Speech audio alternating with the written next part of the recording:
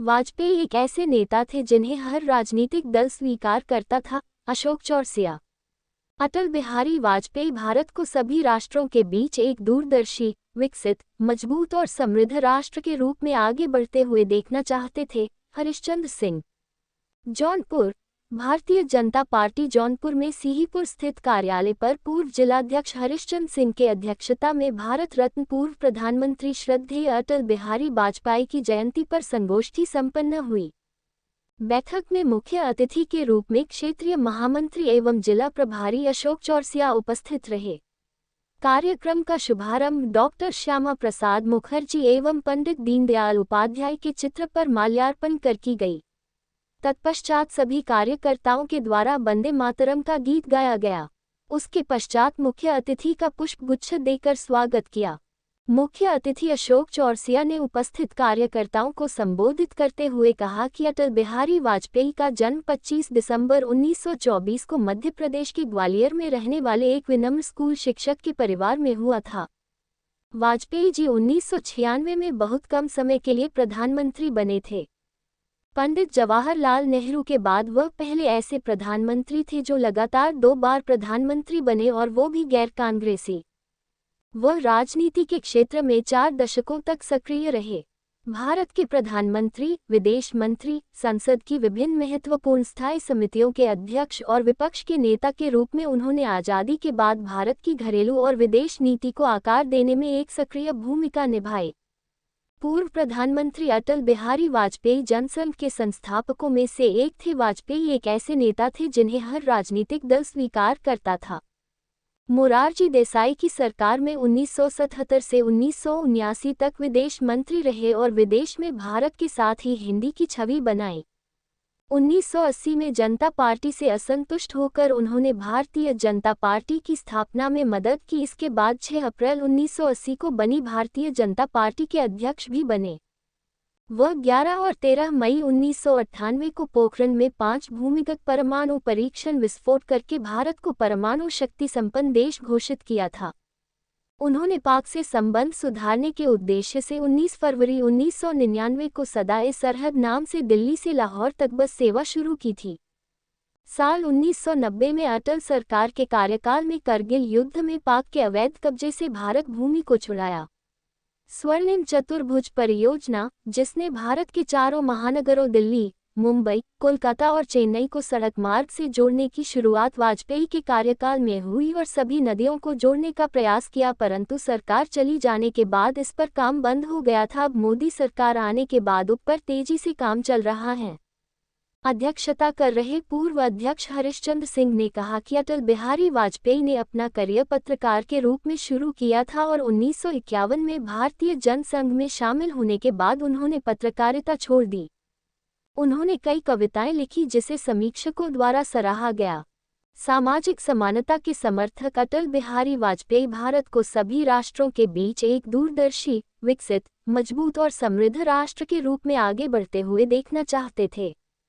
उन्हें भारत के प्रति उनके निस्वार्थ समर्पण और 50 से अधिक वर्षों तक देश और समाज की सेवा करने के लिए भारत का सर्वोच्च नागरिक सम्मान भारत रत्न से सम्मानित किया गया। 1994 में उन्हें भारत का सर्वश्रेष्ठ सांसद चुना गया। अपने नाम के ही समान, अटल जी एक प्रतिष्ठित राष्ट्रीय नेता, प्रखर राजनीतिज्ञ, निस्वार्थ सामाजिक कार्यकर्ता, सशक्त वक्ता, कवि, साहित्यकार, पत्रकार और बहुआयामी व्यक्तित्व वाले व्यक्ति हैं। अटल जी जनता की बातों को ध्यान से सुनते हैं और उनकी आकांक्षाओं को पूरा करने का प्रयास करते हैं। उनके कार्य राष्ट्र के प्रति उनके समर्पण को दिखाते हैं। पूर्व विधायक सुषमा पटेल ने कहा कि छात्र जीवन से वे राष्ट्रीय स्वयंसेवक संघ के स्वयंसेवक बने, तभी से राष्ट्रीय स्तर की प्रतियोगिताओं में भाग लेते रहे। 1999 में ही उनके नेतृत्व में 13 दलों की गठबंधन सरकार बनी, जिसने सफलतापूर्वक 5 साल का कार्यकाल पूरा किया, जो अपना कार्यकाल पूरा करने वाली पहली गैर कांग्रेसी सरकार थी। 1957 में यूपी के बलरामपुर सीट से बतौर जनसंघ प्रत्याशी उन्होंने जीत हासिल की। 1967 से 1977 तक जनता पार्टी की स्थापना के बाद से 20 साल तक लगातार संसदीय दल के नेता रहे। पूर्व जिला उपाध्यक्ष अजीत प्रजापति, मंडल अध्यक्ष धर्मेंद्र मिश्रा, मंडल उपाध्यक्ष मिली त्रिपाठी ने अटल बिहारी वाजपेयी की कविता का पाठ किया। विकास शर्मा, नरेंद्र उपाध्याय ने भी अटल जी पर विचार व्यक्त किया। कार्यक्रम का संचालन कार्यक्रम के संयोजक एवं जिला महामंत्री अमित श्रीवास्तव ने किया। उक्त अवसर पर जिला महामंत्री सुनील तिवारी, जिला उपाध्यक्ष सुरेंद्र सिंघानिया, जिला मंत्री राजू दादा, राज पटेल, रामसूरत मौर्य, मम्मन यादव, श्याम बाबू यादव, धनंजय सिंह, आमोद सिंह, रोहन सिंह, सिद्धार्थ राय, ब्रह्मेश शुक्ला, अनिल गुप्ता, मिराज हैदर, इंद्रसेन सिंह, घनश्याम यादव, संदीप सिंह, श्री कृष्ण पांडेय, रमेश यादव, मंडल अध्यक्ष गण, विनोद शर्मा, बलबीर गौड़, विनोद मौर्य, भोला सिंह, वंश बहादुर पाल, अमित श्रीवास्तव, राजकेश्वर पाल, अजय मिश्रा, उमेश सिंह, नरेंद्र विश्वकर्मा, भूपेश सिंह, शैलेश सिंह, सुरेंद्र, विक्रम सिंह, महेंद्र बिन, संतोष गुप्ता, दिलीप शर्मा, चंद्रेश गुप्ता, सिद्धार्थ सिंह, देवी प्रसाद सिंह, मनोज तिवारी, निखिल सोनकर, सुरेंद्र मिश्रा, पवन शर्मा, उमेश तिवारी, आयुष अस्थाना आदि उपस्थित रहे।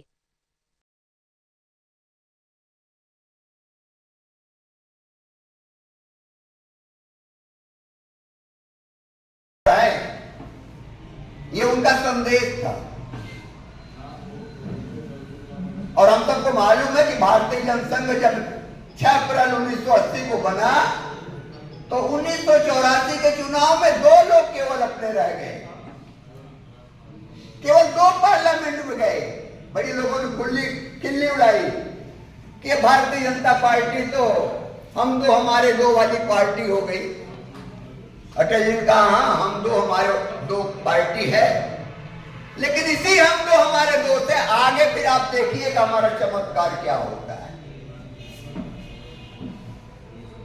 1996 का चुनाव आया। 1991 में कांग्रेस की सरकार थी, नरसिंह राव जी प्रधानमंत्री थे।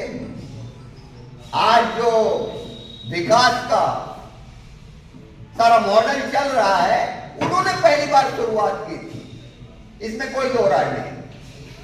और नरसिंह राव एक ऐसे देश के प्रधानमंत्री थे जिनकी मृत्यु के बाद कांग्रेस ने उनके साथ क्या व्यवहार किया। उनकी मिट्टी को दिल्ली के अंदर दफनाने नहीं दिया और उनके गृह जनपद में जाकर के दफन हुए, जलाए गए। ये कांग्रेस का उनके प्रति वो था। लेकिन नरसिंह राव जी अच्छे प्रधानमंत्री थे।